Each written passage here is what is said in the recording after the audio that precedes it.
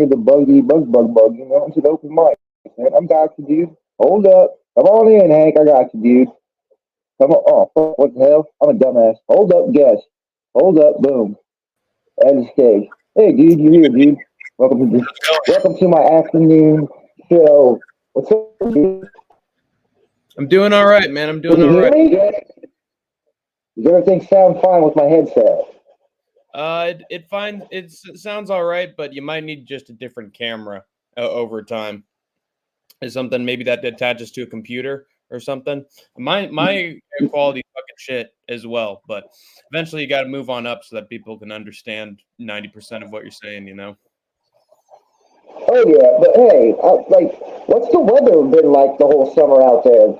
Because like here in Illinois, bro, it's been super fucked up compared to normal, bro. I don't know. It's been all right. Usually it's fucking high because it's the summer. Eventually, also I've been fucking high. You know what I'm saying, Berber? Got those edibles. I bought them from Amberly in the dark alley. You know what I'm saying?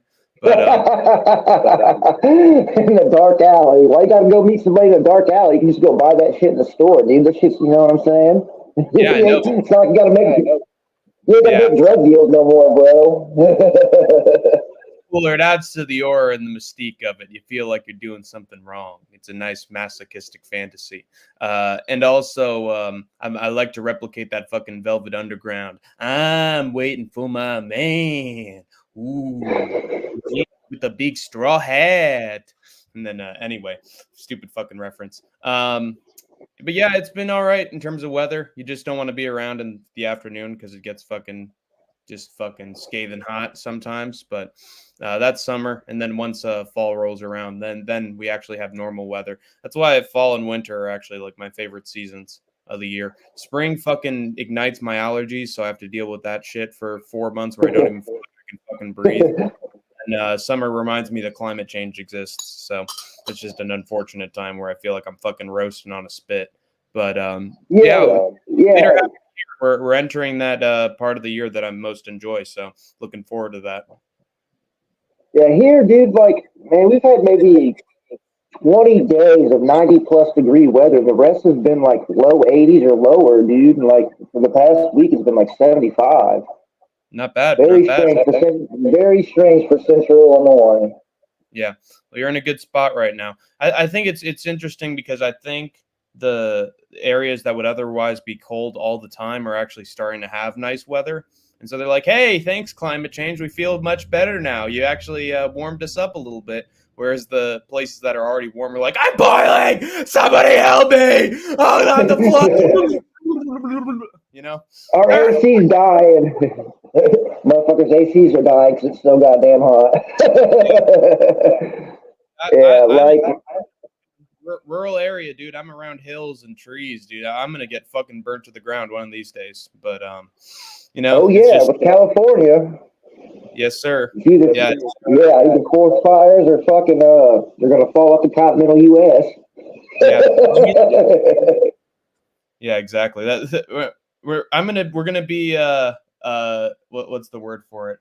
We're gonna be fucking Confederates and separationists, but not because we want to go against the rest of the country, but because our state is literally gonna fall off the fucking continent and just start going out to sea like Hawaii. We're gonna be the new Hawaii. It's gonna be bad, Yeah, man. I've been out to California once. I was a little kid. My uncle was in the Navy, so I was at like some military base or something out there in California. So I don't really know exactly where, but that's the only place I've been. So Yeah. Well, it's a good spot. Like it's not there isn't one definitive California that you can go to. I think the reason why I love California so much is that it has like 5 different environments and biomes that you can go to. Like we got deserts, we got beaches, we got bitches, we got forests, you got mountains. You got mountains. You got yeah, and we're mountains. the fertile valley of the country. We're the fucking breadbasket. So you could go around. There's fucking ranches and farms everywhere. So and then we got the cities. California is just like a plethora. It's a big melting pot of different places, and so you never feel like you can get bored as long as you're on your feet and you're in your car and you're exploring. It's what I love the most about California. And of course, as a fucking introvert klepto, of course, I'm not going to go out of the house anytime at all. So my parents literally have to fucking push me out of the house to enjoy this fucking place. Yeah, dude, it's cool, man. You ain't got to fucking be out and about running around, dude. Just the way the world is, dude. It's better just to hang out at home. Do what you got to do. Go home and chill. Be away. Oh well, who cares? At least you're being safe. That's what matters. That's true. Well, I think there's a lot that we could do in this country to make this home we all live in a lot more safe. But that gets into politics and all that shit. I'm not going to get into it, but basically what I'm saying is that we could have definitely a better place. And have you heard about the shit that's going on in fucking London, England, the UK? What's going on over there? They got a fucking stabbing epidemic. They got fucking terrorists that are like murdering people in like. It's Jack the Ripper again. Except it's a fucking collective effort this time around. It's like the fucking murder on the Orient Express. You all did it. You all killed them. So everybody's going around stabbing each other in the UK. It's fucking frightening. Luckily enough for me, we got similar regulations in California, and we haven't seen any of that shit so far. I think it's because we don't outright ban the guns. We just, make sure that they're regulated so that people who are mentally unfit to have arms don't get their hands on it. Or we have background checks so that, hey, this person's cool. This person's used a gun before. They know how to operate it, and they don't have a bad record. So here you go. It's as simple as that, man. Limit it to, okay, if you need to protect yourself, here's a gun. Anything that you would use to like fucking in war to kill like 10 people, machine gun, get rid of that fucking shit. Why the fuck do you need that? But everything else is good. I'd rather have a little gun violence than no gun violence, but then everyone gets a fucking knife out of their drawers and starts fucking killing each other. You gotta balance. Oh god, that sucks, bro. That really sucks. Feels like a fucking fantasy movie that people are stabbing each other all the time over there in the UK. Hey, what's up, Paulman? What's going on, buddy? Hey, click on the comment. Yeah, let's see it. Good old Palman, man. Palman's a good guy. I love this man. Always checking out. Who you got this week in Palman? You got Cannonier of Ohio. Ooh, man. Dude, I'm on my last couple predictions for that Saturday card. Actually, I haven't gotten to it yet, but just thinking, I'm going over it in my mind just a little bit because I don't rate Barajo that much as a striker. You outstruck Paul Craig, so what? Who have you beaten that's like really like cream of the crop in terms of like on the feet work? I feel like and when's the last time that Cannonier got taken down? By anybody. It's been a while, man. Yeah, and he's a good grappler too. I just feel like Barajo's a little too inexperienced to really put up a hell of a fight against Cannonier. It'll probably be a close fight. I don't feel like Cannonier finishes him because Cannonier doesn't really finish anybody. But at the same time, I feel like Barajo's sort of mid enough that he's going to a decision with Abbas Magomedov. So I don't know, man. I don't buy it. There might just be that fucking it's weird. Sometimes you have guys in the UFC who are like, these guys should not be winning their fights, but they just got the fucking aura, like the Conor McGregors of the world, that they just fucking get it done. Nate Diaz should not be winning these fights, but he finds a fucking way to win. Yuri Prohaska should be losing to all these guys, and he finds a way to win. Dricus du Plessis should be losing to these guys, and he's the world champion with the title defense. So maybe just because he has the fight nerd aura, Caio Barajo could win because the fight nerds have been on a fucking roll lately. If you got a fucking pair of those wonky Revenge of the Nerd glasses, you're probably gonna get a fucking win. And here's the fucked up thing, dude. About that team, dude. None of them guys are really nerdy. They just wear glasses and shit, dude. Yeah. Like they don't talk about pop culture at all. I don't think I've heard one of them mention a fucking movie or a TV show in my life. These guys are fucking meatheads pretending to be nerds. They not like us. They not like us, as Kendrick would say. Maybe they were nerds. Maybe they were Pokemon nerds or something. You never know. If I try to fucking give them a wedgie, they're gonna take my head off my fucking shoulders. That's not cool. Nerd! He's gonna pull me out of my fucking car and just fucking stomp me into the concrete, dude. They ain't nerds. No way, no how. Almond's got a second round knockout by Cannonier.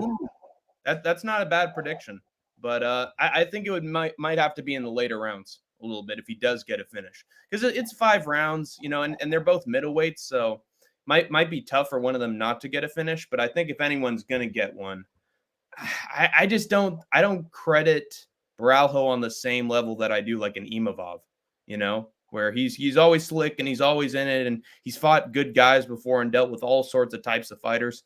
Beraljo hasn't really dealt with a lot of fighters recently. They've all been fucking victims of guys who have been ranked. So I don't know. I just think it's too big a jump up, in my opinion. I feel like at some point, Kennedy, it's not even going to be with a big shot. It's going to be, he's just crumbling due to too much damage over 5 rounds. I think Bahia was better than Paulo Costa.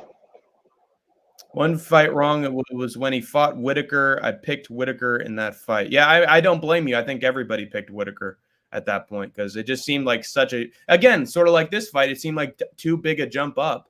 But I think, Sean Moody, what we need to consider more and more, and it's a task that's really like hard to do, we need to start looking into these guys' training camps, because these fucking guys, these South Africans, are having coaches that are fucking tasing them with like cattle prodders and like yes, they are, and making sure that they do the work.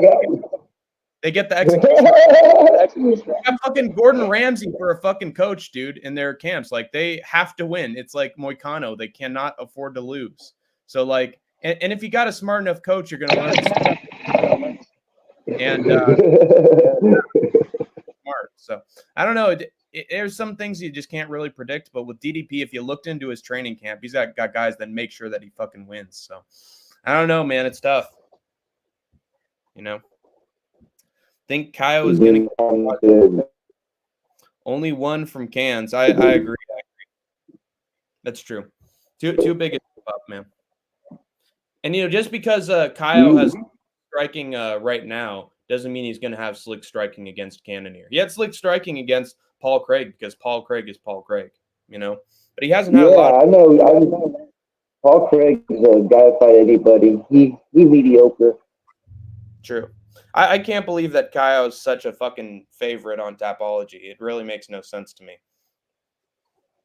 But yeah, really not. Well, do you exist, Palman? Are you just a fake shadow against the wall? You might be playing tricks on me like Peter Pan. What the fuck are you doing? He's Jiminy Cricket, dude. He's a fucking goddamn. He's a conscious. I'm Jiminy Cricket. Now it says one people. Don't show up on Sean Moody's stream, Hank. That guy's a fucking federal convict. He's a convicted felon. Don't do it, Pinocchio. He'll rot your brain. He's immoral. Shut up, Jiminy. He's a program. He's the AI. Nice. Do you remember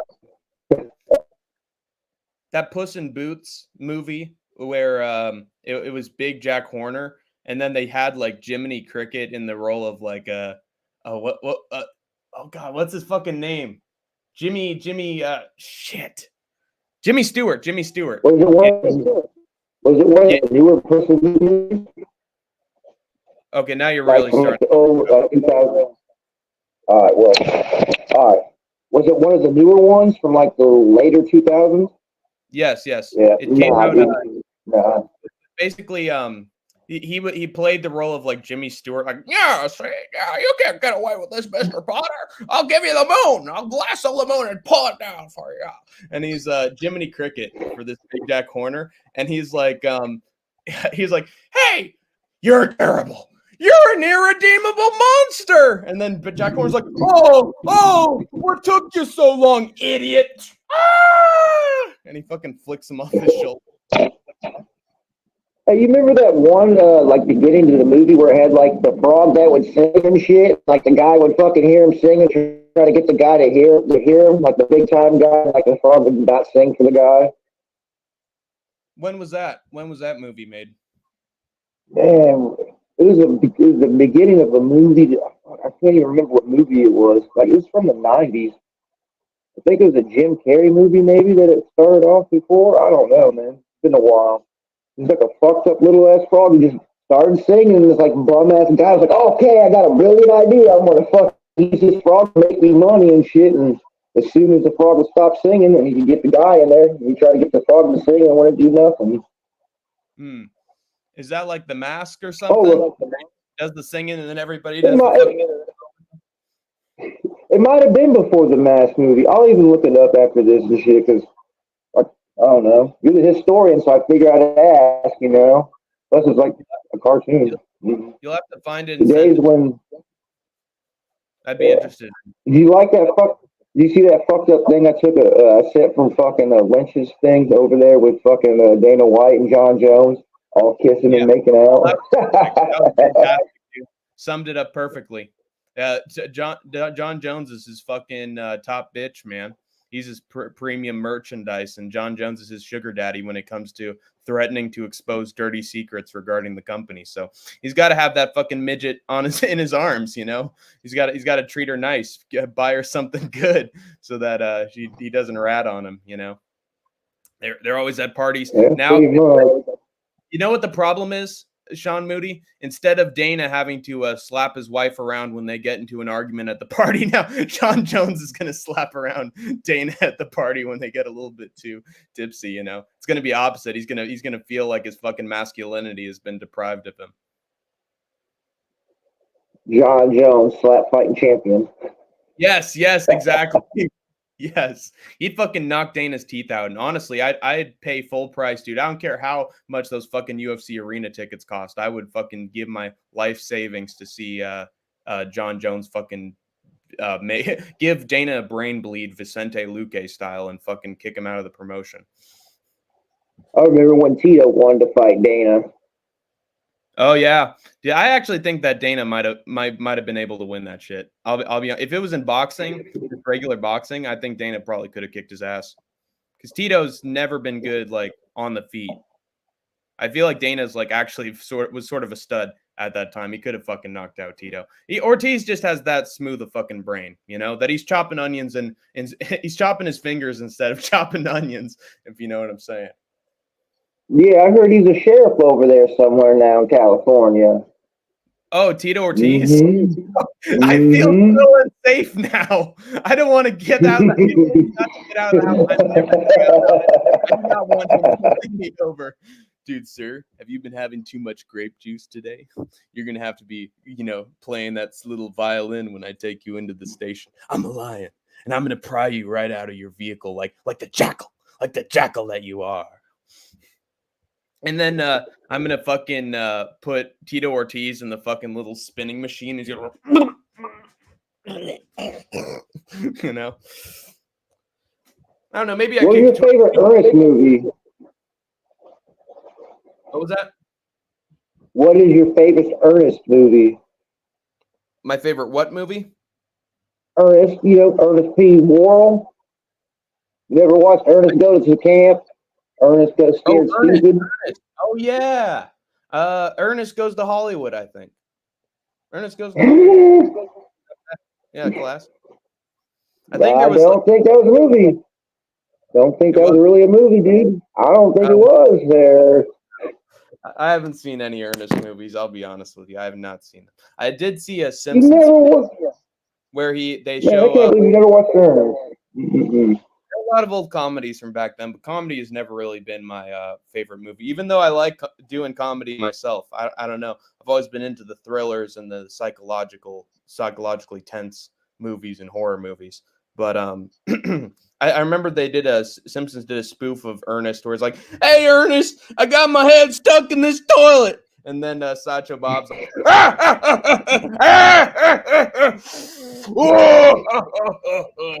and then Simpson's like, so funny. Yeah, my buddy's dad looks like Sideshow Bob. It's pretty bad. Yikes. Bugs Bunny? No, he looks like Sideshow Bob. Bugs Bunny has a dad? I didn't even know that. No, I'm talking about my buddy, my friend, friend. A real friend, not like the dude that fucked the dog, but yeah, a dude that I'm working with for like 25 years. But I can't really say too much because make sure to never get him arrested for a crime or that good. basket, you know. Yeah, the little. Years. Yeah. Either that or he's actually going to turn into a Frasier type and invite him to his big fucking high class apartment out in fucking Seattle and be like, Frasier has entered the building, you know? And then you'd be one of his fucking swooning types like Jerry Seinfeld. It was one night stand, you know, Sean Moody. Oh, will Frasier ever What was your favorite history? I'm sure you don't like U.S. history, but I'm sure you like world history of some sort.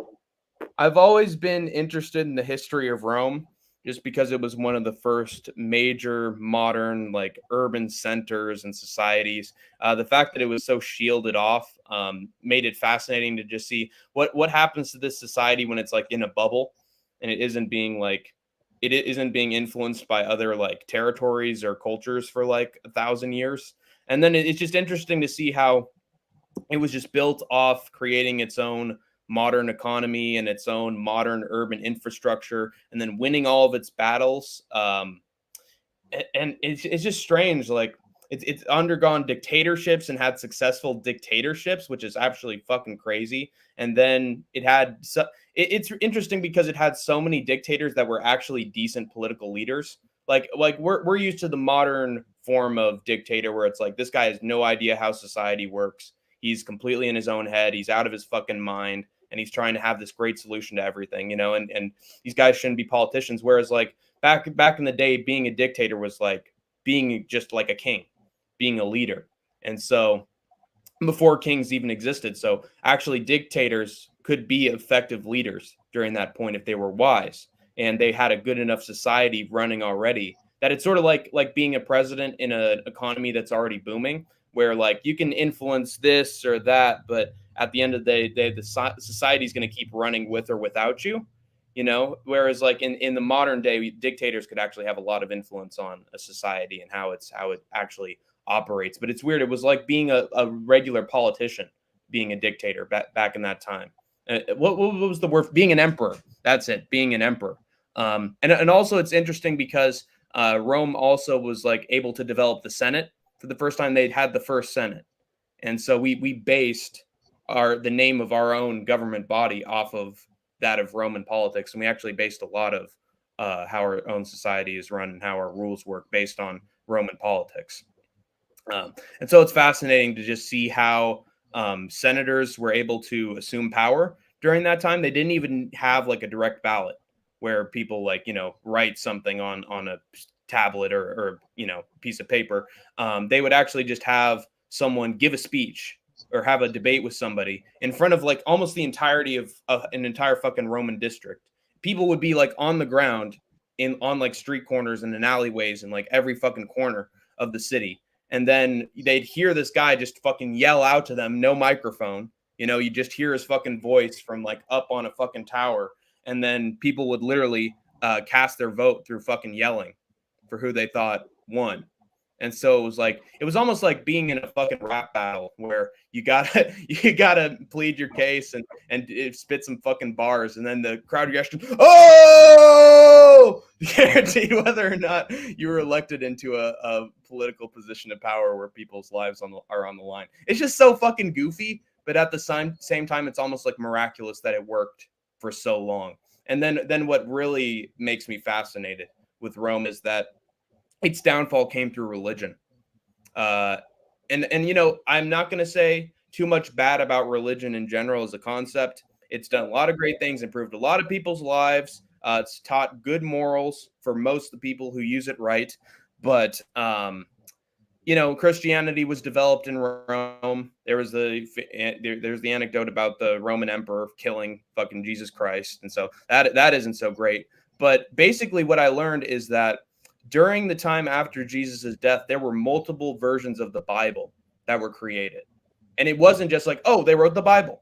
So that's the prime document. There were like Bibles in the triple digits. And it was sort of like, you know, electing yourself senator. Which of these is the best document? Which of these is the best Bible that we can go with?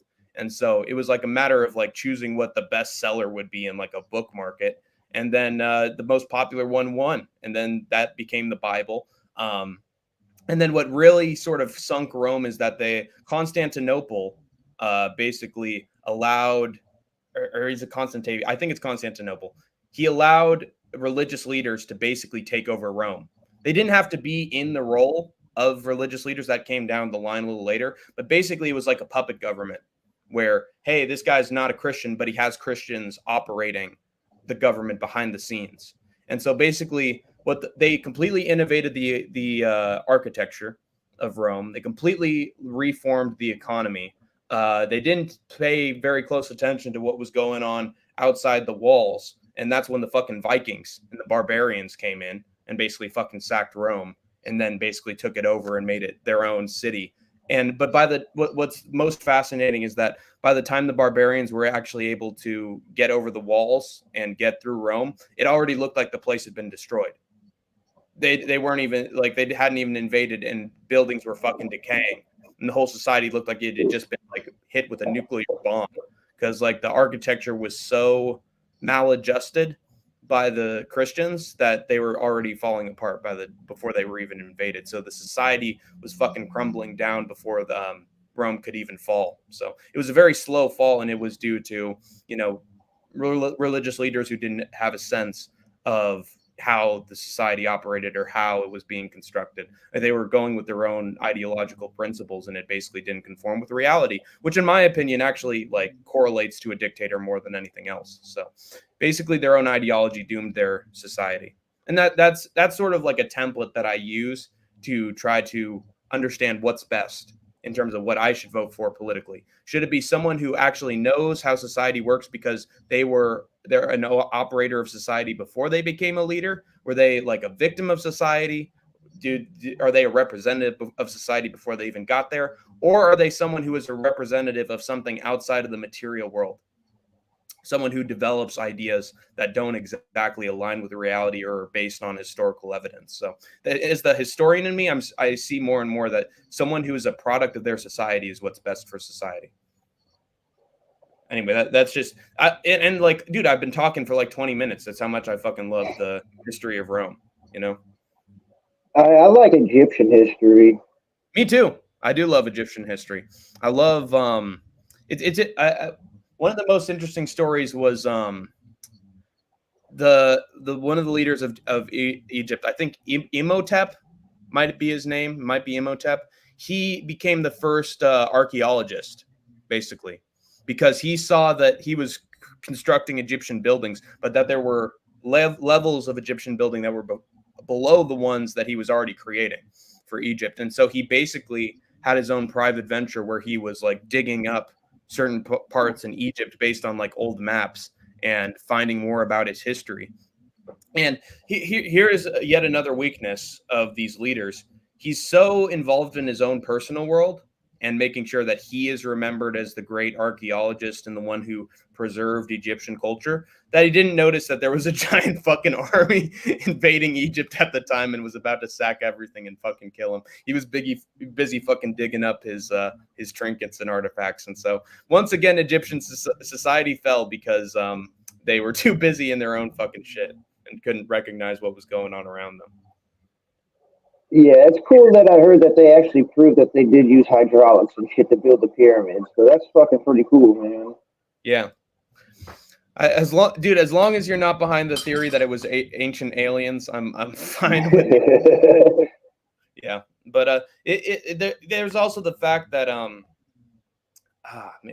there was it's interesting. I've heard different accounts of the pyramids and how they were constructed. Like there are some that are way more oriented towards like the critical theories towards it and being like, oh, so many slaves died so that they could construct those pyramids, and they were buried underneath the pyramid, and it was just a slaughter just to create it. But then at the same time, there are accounts of those same slaves or those same workers basically actually believing that they should build the pyramids because it'll be something great. It'll be a monument, and that they'll be involved in creating something no one will ever forget. And that ended up being the case. And so there's a moral complexity to it in that the ones who constructed the pyramid wanted to create a great work of art and a beacon of human society. And so did many of its workers. But at the same time, what are you going to do to construct the thing? And you could almost relate that same story to, you remember Qatar? Yeah. Qatar's World Cup. But look who it is. Hey, no chill, Democratic Republic of Congo, and I could do a big history of that. No Chill MMA was the dictator of the Democratic Republic of Congo, man. He was the true president, true hero of justice. He was born in poverty, like Nelson Mandela. Trust. He's not gonna check 23andMe. He is the African Israel. No Chill Sanya. Good old Biggie boy right here, No Chill. He and Rosenstruik are fucking tight, dude. So Tai Tuivasa versus Rosenstruik was the greatest fight of all time, in No Chill's opinion, because his boy won it. But anyway. So I wonder if he went to Suriname. I heard he was on vacation. Wondered if he went to Suriname and partied with Biggie boy.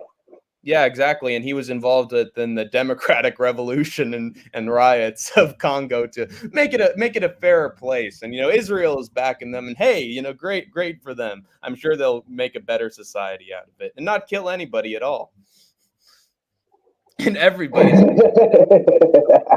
you fucking bullshit, dude. You are so bad when it comes to fucking lying about yourself, No Chill, that basically now Israel Adesanya could actually have a point about you. Check 23andMe, No Chill. You're fucking faking to be a black man. You ain't Nate the Train. Trust. You ain't got the soul of a brother, my brother. My African brother. Anyway, yeah, poor old No Chill, man. He'll find his identity eventually, but he has to pull a Harlem Renaissance and really tune into his fucking black culture, and then pull a Kendrick Lamar and role playing there. He's got to get with his black soul. You dig? But it wasn't the greatest fight. It was not the greatest fight. Oh no. It was an all right there would fight. Be a better fight. Yeah, but Tai Tuivasa clearly lost that shit. Isn't it fucking crazy that a judge gave Tai Tuivasa 30-27? Isn't that a little psychotic? I'm glad he got fucking kicked out of the arena. That's how we got to treat judges more often. Fuck you. You're out of the building. Never enter the promotion again. That's how we got to treat these motherfuckers, because they are trying to ruin the sport, trying to make it fucking boxing. Yeah. Work hard bullshit. But anyway, the Qatar Stadium, and give me like 5 more minutes, and then I got to split to do my picks. That's cool, bro. Qatar, and we're going live again, though. Adho Skatesman and I are going to be streaming at 8:30 p.m. My time. It's going to be late for sure, but basically, Skatesman needs to do his work. He's got construction at the moment in Montana. It's been fucking crazy. Ooh. But actually, it's 8. It's 8 o'clock, not 8:30. So that might be a chance that some people could squeeze in a few minutes on the podcast. But I put a lot of effort into this one. So if you want to fucking rewatch it, Sean, I'd recommend it, because I basically did log picks and everything on the weekend, and that includes like 4 or 5 regional promotions we got going in the next couple days. But basically, I'm going to try to wrap it up here. The stadium in Qatar. The people who constructed it, and obviously those are fucking oil barons, and they're people who have basically dominated their country's economy. The United Emirates people, Saudis, and people in Qatar, they all have the same fucking trade, right? So they basically got in a bunch of people from India and from like Southeast Asia and made them all construct the arena over a period of like 2 or 3 months, 4 months. Like insane, inhuman amount of time.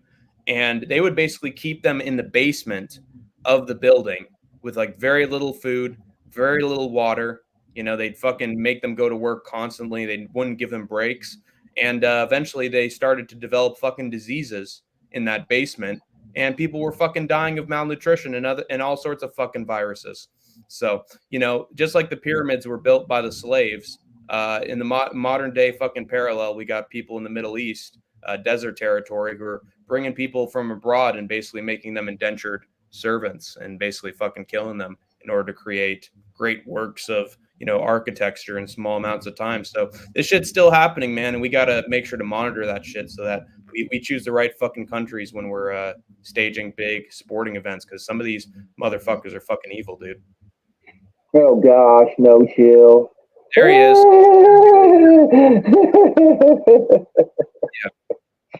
Yeah. What aliens built them, though, Chill? What aliens? Tell me the certain kinds. I heard there's a certain kind that people don't want to run into. A I big, can't tall, believe sticky guy. I can't believe we're at the point where I'm just thinking to myself, you know what? Sean has way better mental fortitude and intellectual ability than No Chill MMA. This guy actually has a head on his shoulders. I'm on a fucking limbo right now, dude. This is crazy. I'm in Bizarro. All right, dude. But I'll Yeah. let you go and stuff. Oh, gosh, he sends the grays and the lizards. Oh, man. This guy is he's with the Leafy here gang, man. He's blaming everything on the lizards. You know what I'm saying? But yeah. Basically, what I'm trying to say, man, is just look out, stay woke, and check outside the country to see who the motherfuckers that FIFA's sucking up to, just like Dana White, you know, because these guys aren't the best, and we got to make sure that shit doesn't happen in the future. It's actually a great movie. I got a friend from India, and he actually recommended a movie to me called The Goat Life. And it's about these two Indian workers who basically find themselves tickets, and it's not easy to get the tickets in the first place, to Saudi fucking Arabia so that they can have good work. And these guys are just fucking pushing them out into the fucking desert and basically ripping apart all their passports and their fucking documents. And they become fucking slaves. So this shit is still happening, man. It's just like who's doing it and how's it, you know, big fucking trade, you know? It's always been a fucking slave trade. It's just the slaves are now a little more hidden, you know? Yep. Anyway, All on right, that dude. note, You have a good one. I'll see you tonight. see you later, Sean Moody. Yep. The grays and the lizards. Well, you're going to have to show me these pictures of the grays and the lizards there, no show.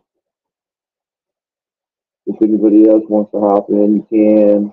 If you got the link, don't be scared. You know.